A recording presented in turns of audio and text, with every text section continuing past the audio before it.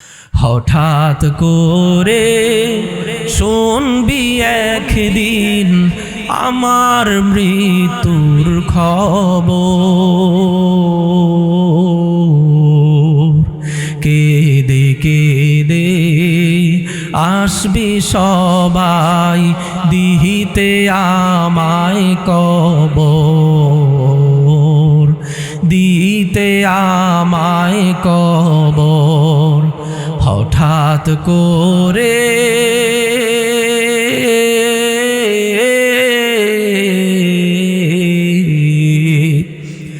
হঠাৎ করে শুনবি একদিন আমার মৃত্যুর খবর।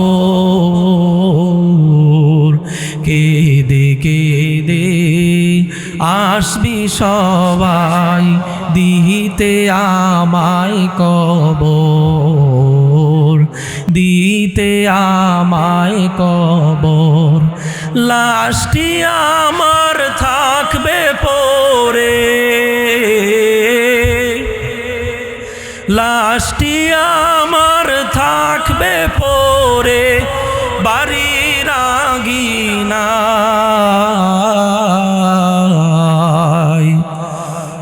মুখের কাফন উঠাই সবাই কাঁদবি যে হাই হাই। ওরে এই কাঁদাতে লাভ হবে না, ভয়ঙ্কর বড় ওই কবর।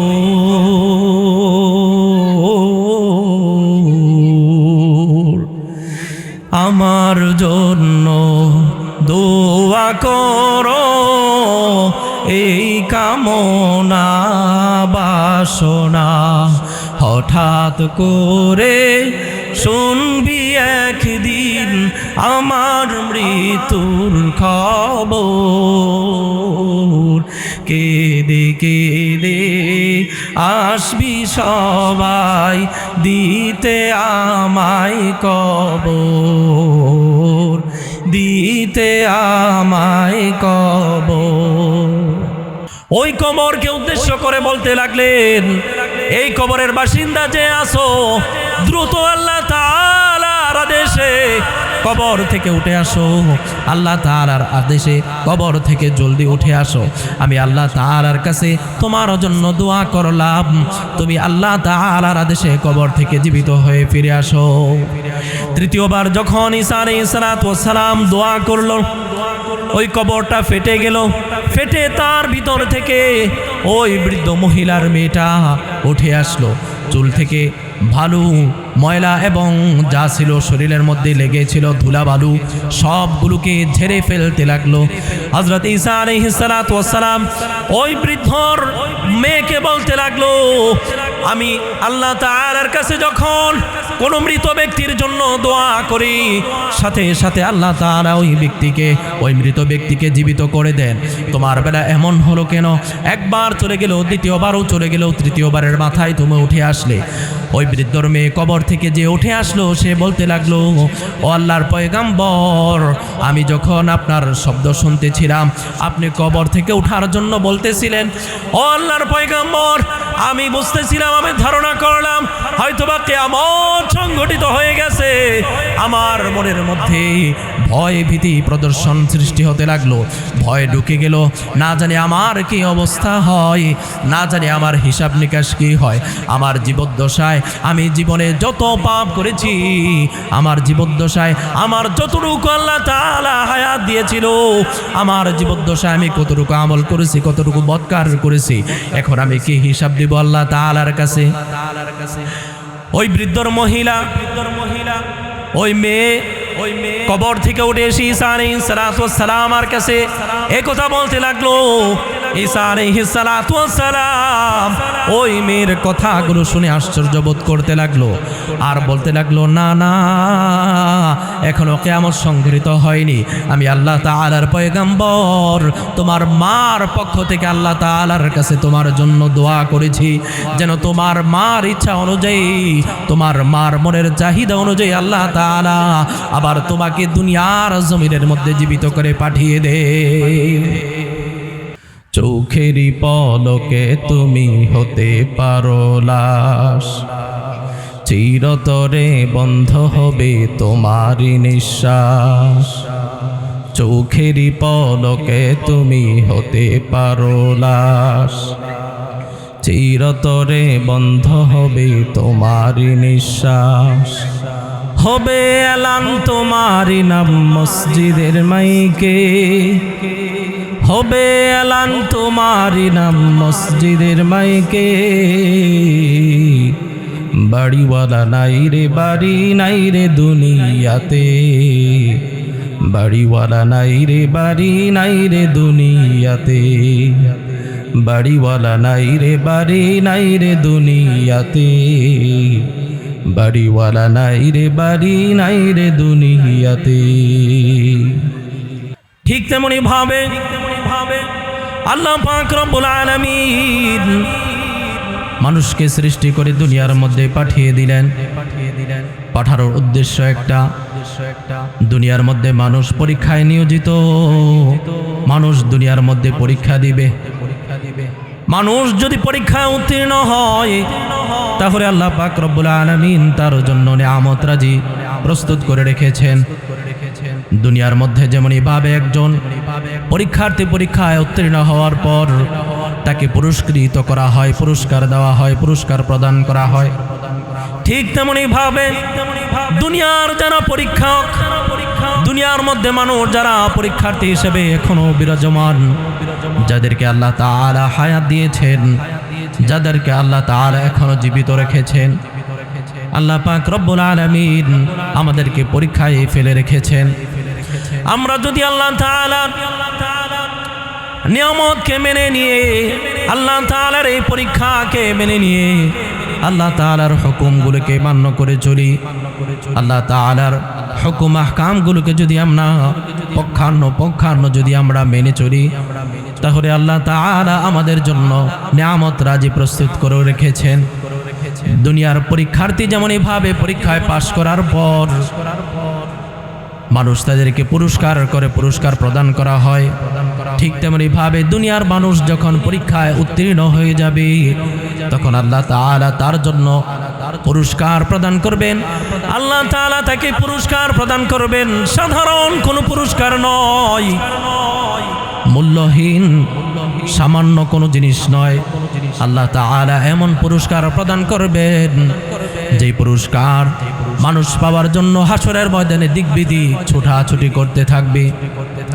একটা আমলের জন্য মানুষ, একটা নেকির জন্য মানুষ নিজের সন্তানের কাছে যাবে, বাবা সন্তানের কাছে গিয়ে বলবে আমাকে একটা নেকি দাও, আমাকে একটা সন্তান।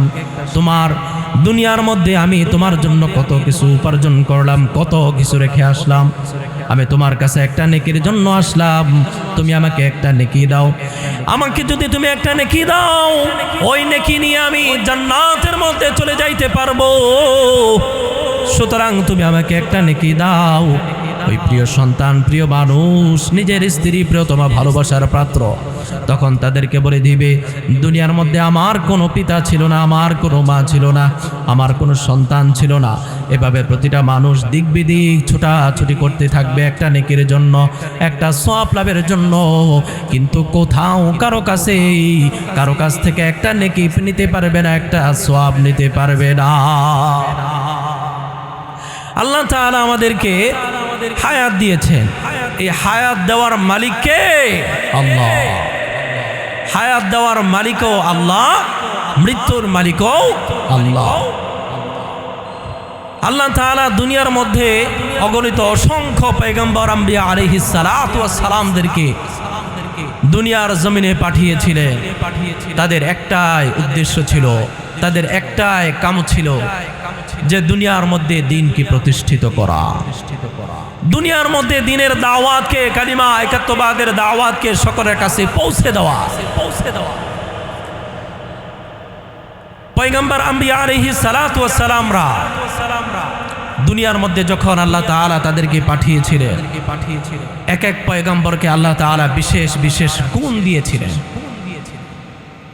কিছু কিছু নবী আম্বিয়া আলাইহিস সালাতু ওয়াস সালামের জামানাতে জাদুবিদ্যার প্রভাব খুব বেশি ছিল, কারো কারো কবিতা আবৃত্তিতে বেশি ছিল, যে কার থেকে কে বেশি কবিতা আবৃত্তি করতে পারে, কার থেকে কে বেশি চিকিৎসা বিজ্ঞানে পারদর্শী। বিভিন্ন জিনিস নিয়ে পয়গম্বর আম্বিয়া আলাইহিস সালাতু ওয়াস সালামদেরকে পারদর্শিতা দিয়ে আল্লাহ তাআলা দুনিয়ার একাত্মবাদের কালিমার দাওয়াতকে পৌঁছানোর জন্য আল্লাহ তাআলা তাদেরকে কাজে নিয়োজিত রেখেছিলেন। তাদের মধ্যে একজন হযরত ঈসা ইবনে মারইয়াম আলাইহিস সালাতু ওয়াস সালাম। হযরত ঈসা আলাইহিস সালাতু ওয়াস সালামের একটা বিশেষ গুণ ছিল, যে গুণটা অন্য আম্বিয়া আলাইহিস সালাতু ওয়াস সালাম, অন্য কোনো পয়গম্বরকে সাধারণত দেওয়া হয় না। সেটা ছিল হযরত ঈসা আলাইহিস সালাতু ওয়াস সালাম যখন আল্লাহ তাআলার কাছে কোনো দোয়া করত, তখন আল্লাহ তাআলা ঈসা আলাইহিস সালাতু ওয়াস সালামের দোয়াকে কবুল করে নিতেন। হযরত ঈসা আলাইহিস সালাতু ওয়াস সালাম যখন কোনো মৃত ব্যক্তির জন্য দোয়া করত, তখন ওই মৃত ব্যক্তিকে আল্লাহ তাআলা নবী আম্বিয়া আলাইহিস সালাতু ওয়াস সালাম হযরত ঈসা আলাইহিস সালাতু ওয়াস সালামের দোয়ার বদৌলতে, দোয়ার বরকতে মৃত ব্যক্তিকে জীবিত করে দিতেন। সুবহানাল্লাহ। হযরত ঈসা আলাইহিস সালাতু ওয়াস সালামের জামানাতে জাদুবিদ্যার খুব প্রভাব ছিল মানুষের মধ্যে। একবার হযরত ঈসা আলাইহিস সালাতু ওয়াস সালাম রাস্তা দিয়ে কোথাও যাইতেছিলেন। হযরত ঈসা আলাইহিস সালাতু ওয়াস সালাম হঠাৎ করে একদিন কোথাও যাইতেছিলেন। হযরত ঈসা আলাইহিস সালাতু ওয়াস সালাম যখন যাইতেছিলেন, রাস্তার পাশে ঈসা আলাইহিস সালাতু ওয়াস সালামের কবর পড়ে গেল, কবরস্থান পড়ে গেল। হযরত ঈসা আলাইহিস সালাতু ওয়াস সালাম দেখতে পাইলেন এক জীর্ণ শীর্ণ কাপড় পরিহিত একজন মা একটা কবরের পাশে বসে ক্রন্দন করতেছে, কাঁদতেছে, অজস্রে কাঁদতেছে। হযরত ঈসা আলাইহিস সালাতু ওয়াস সালাম ওই মায়ের কাছে গিয়ে, ওই বৃদ্ধ মহিলার কাছে গিয়ে হযরত ঈসা আলাইহিস সালাতু ওয়াস সালাম জিজ্ঞেস করলেন, ওগো মা, আপনি এখানে নির্জন এলাকায়, নির্জন জায়গায়, কবরস্থানে আপনি কেন এখানে বসে বসে একটা কবরের পাশে বসে ক্রন্দন করতেছেন? কারণটা কি? হযরত ঈসা আলাইহিস সালাতু ওয়াস সালাম ওই বৃদ্ধ মহিলাকে যখন প্রশ্ন করলো, বৃদ্ধ মহিলা বলতে লাগলো, ও আল্লাহর পয়গম্বর ঈসা আলাইহিস সালাতু ওয়াস সালাম, আপনি আমাকে যেই কবরের পাশে বসে ক্রন্দন করতে দেখতেছেন, এখানে আমার মায়ে একমাত্র মেয়ে, একমাত্র সন্তান, আমার আদরের কলিজার টুকরা কিছুদিন হলো মারা গেল, সেখানে শায়িত আছে, তাকে এখানে দাফন করা হয়েছে। পৃথিবীর মধ্যে আমার দ্বিতীয় কোনো প্রিয়জন ছিল না, দ্বিতীয় আর কেউ ছিল না। আল্লাহ তাআলার হুকুম ফেলার মতো কোনো সুযোগ নেই, ফেলে দেওয়ার কোনো সুযোগ নেই। ঈসা আলাইহিস সালাতু ওয়াস সালাম ওই বৃদ্ধ মহিলাকে বলল, আপনি কি চাইতেছেন যে আমার কাছে কোনো আবদার করবেন? ওই মহিলা জানতো, পূর্ব থেকে বুঝতে পারতো ঈসা আলাইহিস সালাতু ওয়াস সালামকে আল্লাহ তাআলা একটা বিশেষ গুণের অধিকারী করেছেন। ঈসা আলাইহিস সালাতু ওয়াস সালাম যখন কোনো মুর্দার জন্য দোয়া করত, কোনো মৃত ব্যক্তির জন্য যখন ঈসা আলাইহিস সালাতু ওয়াস সালাম আল্লাহর এই পয়গম্বর দোয়া করত, তখন আল্লাহ তাআলা পয়গম্বরের দোয়ার বদৌলতে, দোয়ার ফজিলতে, দোয়ার কারণে আল্লাহ তাআলা ওই ব্যক্তিকে, ওই মৃত মুর্দাকে সাথে সাথে জীবিত করে আবার পুনরায় দুনিয়ার মানুষের কাছে উপস্থিত করে দিত। ওই বৃদ্ধ মহিলা হযরত ঈসা আলাইহিস সালাতু ওয়াস সালামকে বলতে লাগলো, ও আল্লাহর পয়গম্বর, আপনি আল্লাহ তাআলার কাছে দোয়া করুন, আপনি আল্লাহ তাআলার কাছে আরজি পেশ করুন আমার পক্ষ থেকে, আল্লাহ তাআলা যেন আমার সন্তানকে আবার পুনরায় জীবিত করে দেয়। সে ছাড়া আমার দুনিয়ার মধ্যে আর কোনো প্রিয়জন নেই, আর কোনো আস্থাভাজন নেই, এমন কোনো প্রিয় মানুষ নেই যার কাছে আমি কি আমার মনের দুঃখ, কষ্ট, ব্যথা, বেদনা শেয়ার করব। ঈসা আলাইহিস সালাতু ওয়াস সালামকে মনের যত আকুল বেদনা, ওই বৃদ্ধ মহিলা পেশ করতে লাগলো, বলতে লাগলো। বলার পর হযরত ঈসা আলাইহিস সালাতু ওয়াস সালাম ওই মহিলাকে বলল, আমি আল্লাহ তাআলার কাছে যদি আপনার পক্ষ থেকে আপনার সন্তানের জন্য দোয়া করি, তাহলে আপনি কি এই কবরস্থান থেকে চলে যাইবেন কিনা, কবর ছেড়ে চলে যাইবেন কিনা? হযরত ঈসা আলাইহিস সালাতু ওয়াস সালাম যখন ওই বৃদ্ধ মহিলাকে এই কথা বলল, সাথে সাথে ওই বৃদ্ধ মহিলা বলতে লাগলো, ও আল্লাহর পয়গম্বর, আমি চাই আমার সন্তান জীবিত হয়ে যাক। আপনার মাধ্যমে যদি সেটা হয়ে যায়, সেটা যদি পূর্ণতা পেয়ে যায়, তাহলে আমি কবরস্থানে থাকবো না, আমি কবর ছেড়ে আমার ঘরের মধ্যে অবস্থান করব। বৃদ্ধ মা যখন এই কথা বলল, ঈসা আলাইহিস সালাতু ওয়াস সালাম ওই বৃদ্ধ মহিলার সন্তানের জন্য, কন্যার জন্য দোয়া করলো আল্লাহ তাআলার কাছে। হযরত ঈসা আলাইহিস সালাতু ওয়াস সালাম দোয়া করলো, ওগো আল্লাহ, আমি আপনার পয়গম্বর, আপনার কাছে দোয়া করতেছি, আমার আবদার আমার কাছে, আপনার কাছে আমার আবদার, আপনার কাছে আমার আকুল আবেদন। হে আল্লাহ, এই বৃদ্ধ মহিলার মেয়ে যে কবরের মধ্যে শায়িত আছে, তাকে আপনি জীবিত করে দিন, আবার তার মার কোলের মধ্যে তাকে ফিরিয়ে দিন। যখনই ঈসা আলাইহিস সালাতু ওয়াস সালাম দোয়া করলো, যখন প্রথমবার হযরত ঈসা আলাইহিস সালাতু ওয়াস সালাম আল্লাহ তাআলার কাছে দোয়া করলো, দোয়া করার সাথে সাথে কবরটা একটু ঝেঁকে উঠলো, একটু নড়াচড়া করতে লাগলো। ঈসা আলাইহিস সালাতু ওয়াস সালাম যখন দেখতে পাইল কবর থেকে কেউ উঠতেছে না, হযরত ঈসা আলাইহিস সালাতু ওয়াস সালাম আবার পুনরায় বলতে লাগলো, এই কবরের ভিতর যে আসো, বৃদ্ধর মেয়ে যেখানে শায়িত আসো, আল্লাহ তাআলার হুকুমে, আল্লাহ তাআলার আদেশে তুমি আবার কবর থেকে উঠে আসো। দ্বিতীয়বার যখন ঈসা আলাইহিস সালাতু ওয়াস সালামের শব্দ ওই কবরের মধ্যে পৌঁছাইতে লাগলো, কবরটা ফেটে গেল, কবরটা ফাটল ধরে গেল। ঈসা আলাইহিস সালাতু ওয়াস সালাম দেখতে পাইল কবর থেকে এখনো কেউ উঠতেছে না।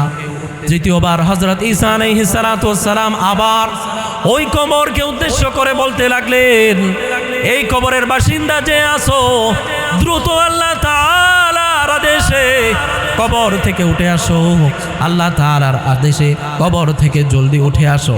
আমি আল্লাহ তাআলার কাছে তোমার জন্য দোয়া করলাম, তুমি আল্লাহ তাআলার আদেশে কবর থেকে জীবিত হয়ে ফিরে আসো। তৃতীয়বার যখন ঈসা আলাইহিস সালাতু ওয়াস সালাম দোয়া করলো, ওই কবরটা ফেটে গেল, ফেটে তার ভিতর থেকে ওই বৃদ্ধ মহিলার মেয়েটা উঠে আসলো। চুল থেকে ভালু, ময়লা এবং যা ছিল শরীরের মধ্যে লেগেছিল ধুলাবালু, সবগুলোকে ঝেড়ে ফেলতে লাগলো। হযরত ঈসা আলাইহিস সালাতু ওয়াস সালাম ওই বৃদ্ধর মেয়েকে বলতে লাগলো, আমি আল্লাহ তাআলার কাছে যখন কোন মৃত ব্যক্তির জন্য দোয়া করি, সাথে সাথে আল্লাহ তাআলা ওই মৃত ব্যক্তিকে জীবিত করে দেন। তোমার বেলা এমন হলো কেন? একবার চলে গেল, দ্বিতীয়বারও চলে গেল, তৃতীয়বারের মাথায় তুমি উঠে আসলে। ওই বৃদ্ধর মেয়ে কবর থেকে যে উঠে আসলো, সে বলতে লাগলো, ও আল্লাহর পয়গম্বর, আমি যখন আপনার শব্দ শুনতেছিলাম, আপনি কবর থেকে ওঠার জন্য বলতেছিলেন, ও আল্লাহর পয়গম্বর, আমি বুঝতেছিলাম, আমি ধারণা করলাম হয়তোবা কিয়ামত সংঘটিত হয়ে গেছে। আমার মনের মধ্যে ভয় ভীতি প্রদর্শন সৃষ্টি হতে লাগলো, ভয় ঢুকে গেল। না জানি আমার কি অবস্থা হয়, না জানি আমার হিসাব নিকাশ কি হয়। আমার জীবদ্দশায় আমি জীবনে যত পাপ করেছি, আমার জীবদ্দশায় আমার যতটুকু আল্লাহ তাআলা হায়াত দিয়েছিল, আমার জীবদ্দশায় আমি কতটুকু আমল করেছি, কতটুকু বদকার করেছি, এখন আমি কি হিসাব দিব আল্লাহ তাআলার কাছে? ওই বৃদ্ধর মহিলা, ওই মেয়ে কবর থেকে উঠে এসে ঈসা আলাইহিস সালাতু ওয়াস সালামের কাছে এই কথা বলতে লাগলো। ঈসা আলাইহিস সালাতু ওয়াস সালাম ওই মেয়ের কথাগুলো শুনে আশ্চর্য বোধ করতে লাগলো, আর বলতে লাগলো, না না, এখনো কিয়ামত সংঘটিত হয়নি। আমি আল্লাহ তাআলার পয়গম্বর, তোমার মার পক্ষ থেকে আল্লাহ তাআলার কাছে তোমার জন্য দোয়া করেছি, যেন তোমার মার ইচ্ছা অনুযায়ী, তোমার মার মনের চাহিদা অনুযায়ী আল্লাহ তাআলা আবার তোমাকে দুনিয়ার জমিনের মধ্যে জীবিত করে পাঠিয়ে দে। আল্লাহ তাআলার পয়গম্বর ঈসা আলাইহিস সালাতু ওয়াস সালাম যখন দোয়া করলো, ওই বৃদ্ধর মেয়ে যখন কবর থেকে উঠে আসলো, ওই মেয়ে কবর থেকে উঠে আসার পর মাকে উদ্দেশ্য করে মার কাছে যখন সে গেল, যাওয়ার পর মাকে বলতে লাগলো, মা আমি তো একবার মৃত্যুবরণ করেছিলাম, আমি তো কবরে চলে গিয়েছিলাম, তুমি আবার কেন আমাকে জীবিত করে আবার দুনিয়ার মধ্যে কেন আনলা? আমাকে তুমি আবার কেন মৃত্যুর যন্ত্রণা উপভোগ করার সুযোগ করে দিলা? মাকে কেঁদে কেঁদে কবর থেকে উঠে আসা ওই মেয়ে মাকে বলতেছিল, মা একবার তো আমার মৃত্যু হয়েছে, মৃত্যুর যে কষ্ট, মৃত্যুর যে যন্ত্রণা, ওই যন্ত্রণা ভোগ করার জন্য কেন আবার তুমি আমাকে ঈসা আলাইহিস সালাতু ওয়াস সালাম আল্লাহ তাআলার পয়গম্বরের মাধ্যমে আবার কেন তুমি আমাকে জীবিত করলা? ওই বৃদ্ধ ওই মেয়েকে বলতে লাগলো, তুমি আমার একমাত্র কন্যা, পৃথিবীর মধ্যে আর কেউ আমার কোনো আপন ছিল না, তুমি ছাড়া আপন প্রিয় আর কেউ নেই। তোমার বিষণ্ণতায় আর তোমার শূন্যতায় আমি উপভোগ করতেছিলাম, ভোগ করতেছিলাম। এই জন্য আমি আল্লাহ তাআলার কাছে চাইতেছিলাম যে পয়গম্বর আলাইহিস সালাতু ওয়াস সালামের মাধ্যমে তুমি আমার জীবিত হয়ে আমার কাছে ফিরে আসো। ওই মেয়ে মাকে বলতে লাগলো, মা দুনিয়ার মধ্যে একবার মৃত্যুর যন্ত্রণা উপভোগ করছি, আর আমার মৃত্যুর যন্ত্রণা উপভোগ করার ইচ্ছা নেই, আমার চাহিদা নেই। আপনি আল্লাহ তাআলার পয়গম্বরের কাছে আরজি পেশ করেন, তাকে বলেন আমার জন্য যেন দোয়া করে আল্লাহ তাআলার কাছে আমার যেন যন্ত্রণা মুক্ত মৃত্যু হয়। ঈসা আলাইহিস সালাতু ওয়াস সালাম আল্লাহ তাআলার কাছে আবার দোয়া করলো, তখন আল্লাহ তাআলা ওই মেয়েকে আবার যন্ত্রণা মুক্ত মৃত্যু দিল, সে আবার কবরে চলে গেছে। এই ঘটনা থেকে কি শিক্ষণীয় আমাদের জন্য? আমাদের জন্য শিক্ষণীয় হচ্ছে এটা যে আমাদেরকে মৃত্যুবরণ করতে হবে, ঠিক কিনা? একদিন আমাদেরকে মৃত্যুবরণ করতে হবে। এই পৃথিবীর জমিনে চিরদিন চিরস্থায়ী কেউ থাকার নয়, কেউ থাকতে পারবে না চিরদিন। চাই সে যত বড় ধনাঢ্য ব্যক্তি হোক না কেন, চাই সে যত বড় কোটিপতি হোক না কেন, সে দুনিয়ার পুরা সমস্ত পৃথিবীর যদি কোটিপতি হয়, যদি 1 নম্বর ধনী হোক, 2 নম্বর ধনী হোক, 3 নম্বর ধনী হোক, যত বড়ই ধনী হোক না কেন, অবশ্যই অবশ্যই মৃত্যুর স্বাদ, মৃত্যুবরণ ওই ব্যক্তিকে করতেই হবে, করতেই হবে। জোরে বলেন ঠিক কিনা? হঠাৎ করে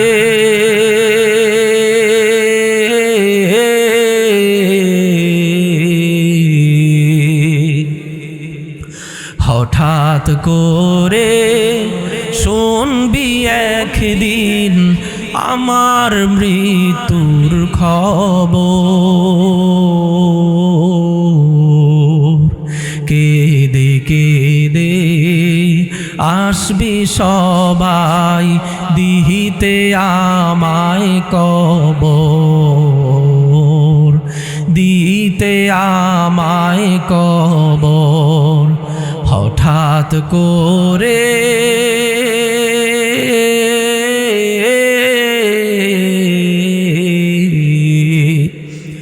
হঠাৎ করে শুনবি একদিন আমার মৃত্যুর খবর, কেঁদে কেঁদে আসবি সবাই দিতে আমায় কবর, দিতে আমায় কবর। লাশটি আমার থাকবে পড়ে, লাশটি আমার থাকবে পড়ে বাড়ির আঙিনায়,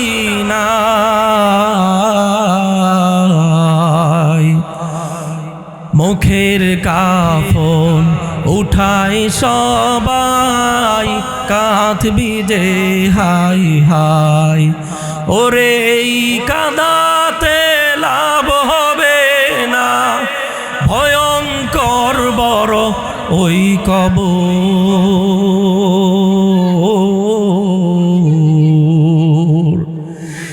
আমার জন্য দোয়া করো, এই কাম কামনা বাসনা হঠাৎ করে শুনবি একদিন আমার মৃত্যুর খবর। কেঁদে কেঁদে আসবি সবাই দিতে আমায় কবর, দিতে আমায় কবর। হঠাৎ করে একদিন মৃত্যুর ডাক এসে যাবে। কার হায়াত কতদিন, কতটুকু, কতক্ষণ জীবিত দুনিয়ার মধ্যে থাকবে কেউ বলতে পারবে না, ঠিক কিনা? দুনিয়ার মধ্যে আপনার এখন হায়াত দিয়েছেন আল্লাহ তাআলা, এখনো দুনিয়ার মধ্যে জীবিত আছে। মনে রাখবেন মৃত্যুর কখনো সময় নেই। এখন জীবিত আছেন, এক সেকেন্ড পরে আপনার মৃত্যু হয়ে যাইতে পারে।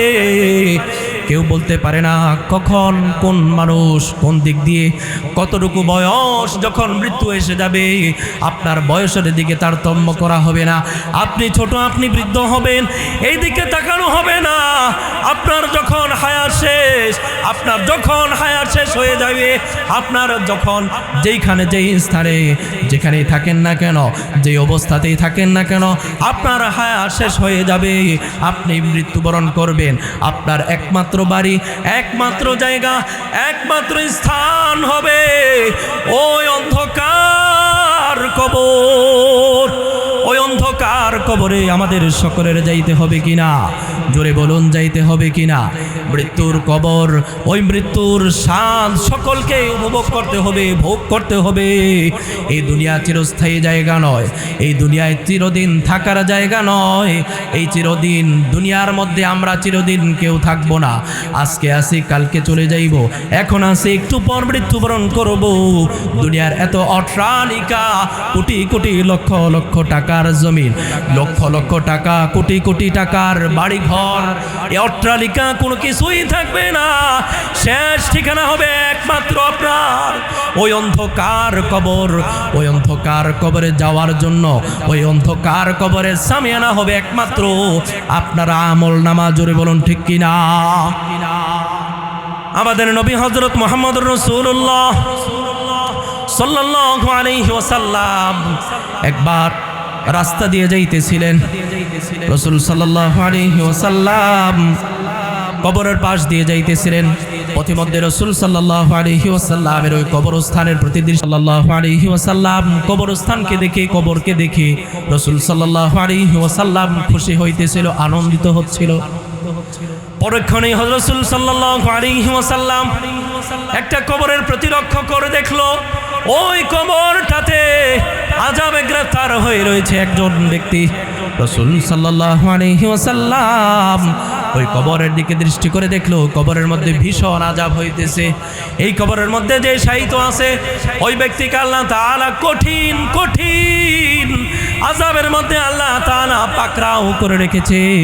পয়গম্বর আম্বিয়া আলাইহিস সালাতু ওয়াস সালাম মুহাম্মদুর রাসূলুল্লাহ সাল্লাল্লাহু আলাইহি ওয়াসাল্লাম যখন এই অবস্থা দেখলো, রাসূল সাল্লাল্লাহু আলাইহি ওয়াসাল্লামের মনটা ভারাক্রান্ত হয়ে গেল। মনের মধ্যে, চেহারার মধ্যে কষ্ট ফুটে উঠতেছিল।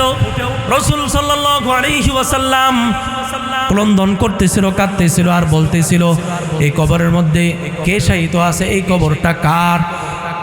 সাহাবী আলাইহিস সালাতু ওয়াস সালাম, সাহাবী রাদিয়াল্লাহু তাআলা আনহুকে পয়গম্বর রাসূলুল্লাহ মুহাম্মদুর রাসূলুল্লাহ সাল্লাল্লাহু আলাইহি ওয়াসাল্লাম সাহাবা আজমাইনদেরকে বললেন, ও আমার সাহাবীরা, যাও মদিনার বাজারে গিয়ে তোমরা এলান করে দাও, এখানে যাদের প্রিয়জনদের পরিবারদেরকে যারা এখানে কবরস্থ করেছে তাদের সকলকে ডেকে আনো।